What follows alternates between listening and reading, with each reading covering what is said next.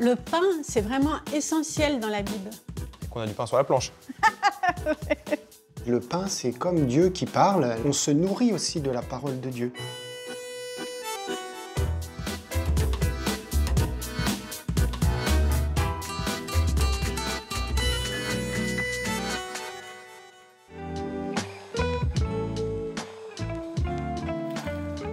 Salut Cyril, Salut Stéphanie.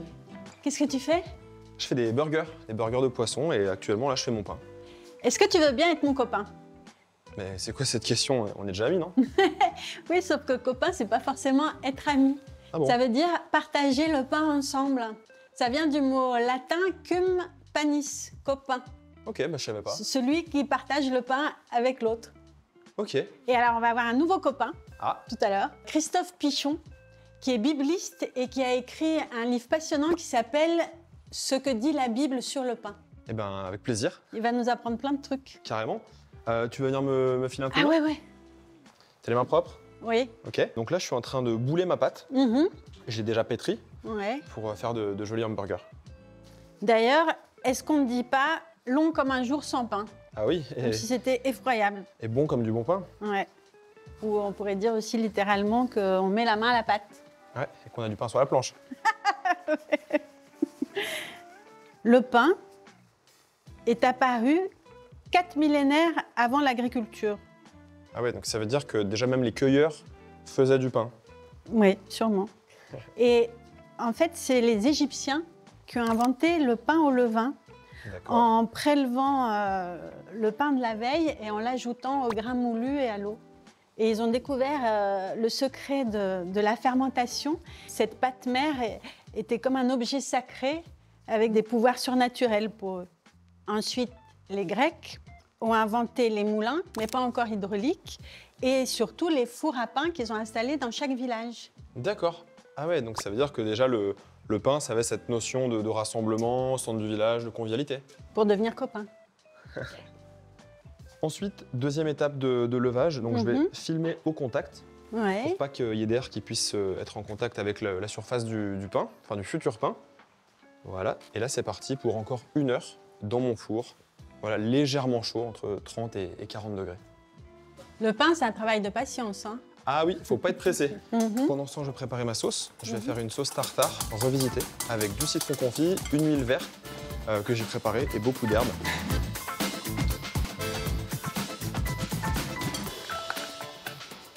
Allez, Ah ouais. pas mal. Le pain, c'est vraiment essentiel dans la Bible. En fait, on parle du pain dès la Genèse, dès la malédiction de Dieu à Adam quand il lui dit tu mangeras ton pain à la sueur de ton front. Ensuite, il y a le pain offert par Abraham à Melchisédée. Ensuite, dans le Nouveau Testament, il y a plein d'histoires avec le pain, la multiplication du pain, le pain comme une parole.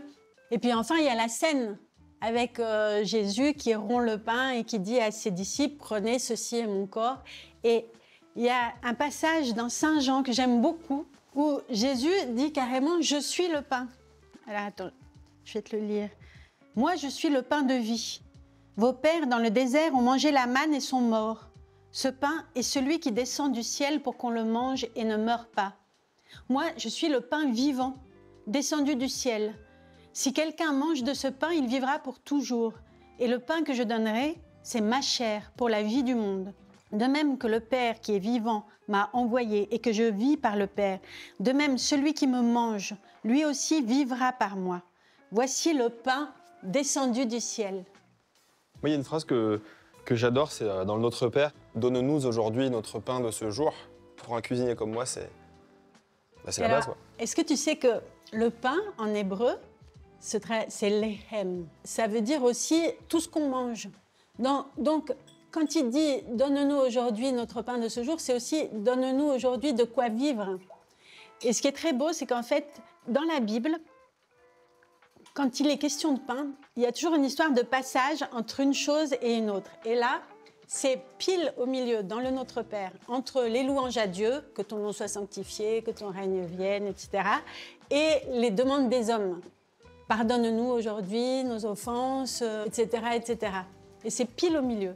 Et en fait, cette histoire de pain, c'est vraiment une histoire de toujours entre deux choses. Par exemple, dans l'Exode, c'est entre l'esclavage et la liberté, entre la malédiction de Dieu faite à Adam et la bénédiction de Melchisédek faite à Abraham. Ou après, évidemment, dans la scène, le passage entre la crucifixion et la résurrection. Et ça, c'est vraiment intéressant. Je verrai pas le Notre Père du même œil. Est-ce que ça te dit qu'on prenne l'apéro? Je t'ai préparé des mezzés, typiques de la cuisine libanaise, levantine. Donc là, tu vas retrouver du houmous, du tzatziki, un caviar d'aubergine. J'ai plein de petits pains pour déguster.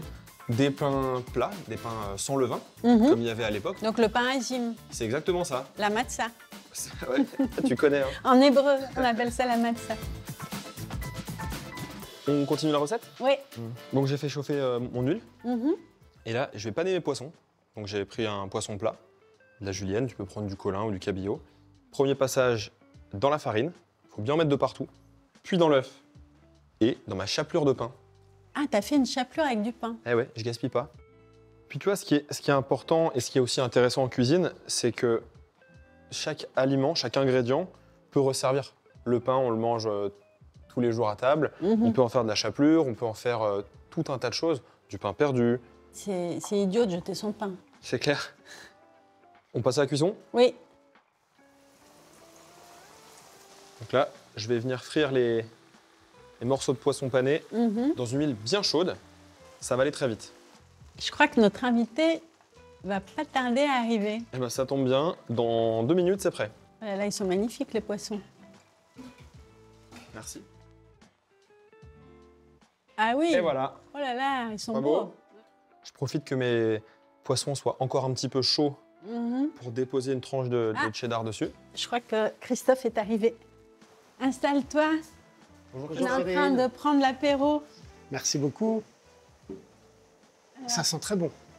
Aujourd'hui, c'est burger au poisson. Alors, la particularité de celui-ci, c'est qu'on a fait le pain maison. C'est un potato bun, donc c'est un bun, pas un burger, ultra moelleux avec de la purée de pommes de terre. Et dedans, j'ai mis un poisson croustillant.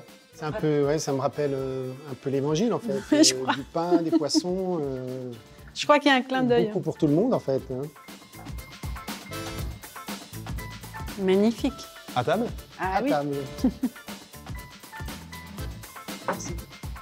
Si c'est aussi bon que beau, c'est bon. Allez-y. On sent bien le côté croustillant de la chapelure et la tendresse du pain, l'acidité des pickles. Et puis les couleurs, c'est vraiment très beau.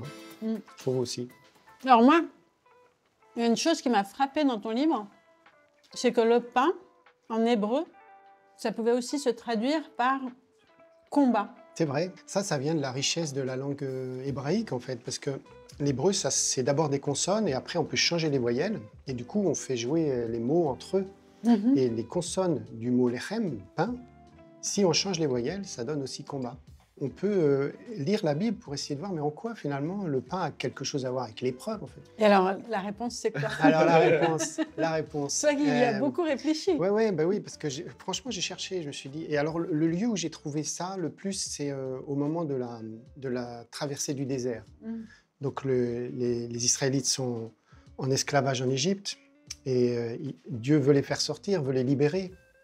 Donc c'est l'épisode des pains sans levain. Il faut aller à la hâte, tout ça, très bien. Donc ils sortent avec quelques pains sans levain. Le pain sans levain, finalement, c'est un pain de misère et de liberté. Ça aussi, c'est un drôle de pain, en fait. Parce que ça rappelle ce qu'était l'esclavage et puis en même temps, ça dit que c'est déjà la liberté.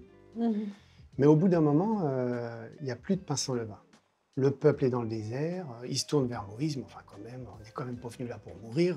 Voilà. Alors c'est difficile d'entendre cette histoire avec ça sous les yeux, mais il faut se mettre dans la situation, c'est-à-dire, est-ce qu'on va mourir de faim en fait? Est-ce qu'on va mourir de faim dans le désert? Et Moïse intercède près de Dieu, nous dit le texte biblique, et Dieu va faire pleuvoir du pain. Alors je dis du pain, mais en fait, quand les Israélites ils voient la chose arriver. C'est pas un burger. C'est pas un burger. Et du coup, ils vont dire Manou, Manou. Et Manou, c'est une question en fait. Qu'est-ce que c'est? Qu'est-ce que c'est? Alors, dans la Bible, on dit que ça avait goût de beignet au miel. Je ne sais pas si tu serais capable de faire ça, un pain avec du goût de miel. Et donc, du coup, ils vont rester 40 ans dans le désert avec cette épreuve de la manne. Et pour moi, c'est une épreuve. Parce qu'on peut se dire, bah, évidemment, ce n'est pas une épreuve puisqu'ils ont quelque chose à manger. Mais en fait, ils ne peuvent pas faire de réserve. Chaque matin, ils se lèvent en se demandant s'il y aura manou, s'il y aura de la manne. Et c'est l'expérience, en fait, d'être dépendant. Et au bout d'un moment, les Israélites, ils en auront le bol, en fait. Ils se plaignent, ils disent à Moïse, ah, on était quand même bien mieux en Égypte, il y avait des oignons, il y avait des concombres, tout ça, mais là, c'est toujours pareil, en fait. Alors que c'est un don, eh bien, il a perdu la saveur, en fait, il a perdu de la saveur. Donc c'est ça l'épreuve aussi, c'est à la fois se reconnaître dépendant, et puis en même temps, arriver à redécouvrir l'inouï dans ce qui est commun, en fait. Voilà, c'est à ça que ça m'a fait penser, moi, l'épreuve.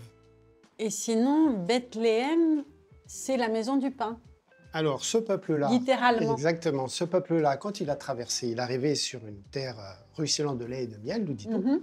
Ils vont s'installer, il y a des villes, tout ça. Et parmi les villes, il y en a une qui est particulière parce qu'il y a le nom de pain dedans. Et de fait, Bethléem, c'est Beth, c'est maison, et Léhem, c'est pain. Donc, c'est la maison du pain. Alors, c'est pas n'importe quelle ville, Bethléem. Dans les villes où s'installent les fils d'Israël, Bethléem, c'est la ville où naîtra le roi David, et c'est la ville où viendra Joseph avec Marie pour se faire recenser, et où naîtra aussi Jésus. Voilà. Dans une étable. Dans une mangeoire. Dans une mangeoire. Dans une mangeoire, ce qui est quand même assez symbolique, en fait. Hein. Il est déposé là où d'habitude on mange, en fait. C'est comme si l'évangéliste qui nous raconte ça, c'est Luc. Il nous disait, ben, Jésus, il se fait déjà nourriture alors qu'il est tout enfant. Il est donné pour l'humanité. Bethléem, c'est une ville qui a toujours le même nom, qui existe toujours? Oui, c'est ça qui est étonnant. Donc Bethléem, à la même place, au même endroit, le même nom. Aujourd'hui, il y a beaucoup de pèlerins qui vont, justement, quand ils font leur pèlerinage en Terre Sainte, ils font étape à Bethléem, qui est une ville, comme beaucoup d'autres, chargée d'histoire, du coup. Moi, ce que je trouve fascinant avec le pain, c'est que le même nom, avec les mêmes ingrédients, on peut faire de la baguette, des boules, des pains à burger, même des pitas. C'est vrai. Et en même temps, par exemple, la pita, là, il y a une symbolique de la forme, je trouve. Ah bon? Moi, je trouve, en tout cas, celle-là, oui. Souvent, on dit on tire à pile ou face. Avec le pain, c'est pile et face. C'est-à-dire que les deux faces sont très importantes. Alors, on peut jouer sur la forme du pain et puis parler de la symbolique du pain. Par exemple, c'est le fruit de la terre et le travail des hommes. C'est les deux, en fait. Dans la Bible, c'est aussi le pain qu'on mange, le pain concret, et puis c'est la parole de Dieu. Le pain, c'est comme Dieu qui parle. On se nourrit aussi de la parole de Dieu. L'homme ne vit pas seulement de pain, mais de toute parole qui sort de la bouche de Dieu, dit le Deutéronome. Donc c'est un peu les deux. Et puis ça me fait aussi penser à Jésus, en fait.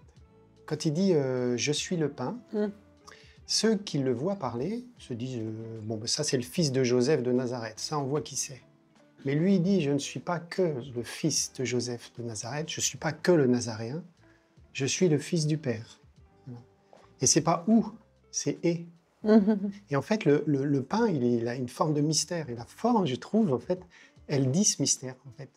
Parce que c'est difficile de voir les deux en même temps, à moins de regarder la tranche. Hein, c'est quand même pas si facile. Et pourtant, quand je saisis le pain, je prends toute cette réalité-là, humaine et divine, et puis c'est ça qu'on partage ensemble. C'est fantastique, le pain.